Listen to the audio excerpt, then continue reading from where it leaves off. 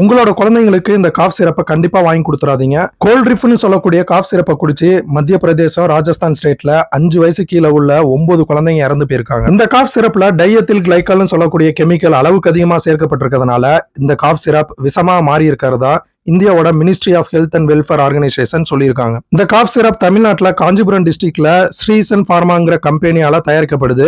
இப்ப இந்த சிரப் தமிழ்நாடு, கேரளா, மத்திய பிரதேசம், ராஜஸ்தான் போன்ற ஸ்டேட்ல பேன் செய்யப்பட்டிருக்கு. இதே போல கேம்பியால 2022 இந்தியால மேனுபேக்சர் பண்ணப்பட்ட காஃப் சிரப்பை குடிச்சு 70 குழந்தைங்க இறந்து போனாங்க. இது அப்பவே பெரிய இஷ்யூவா பேசப்பட்டுச்சு.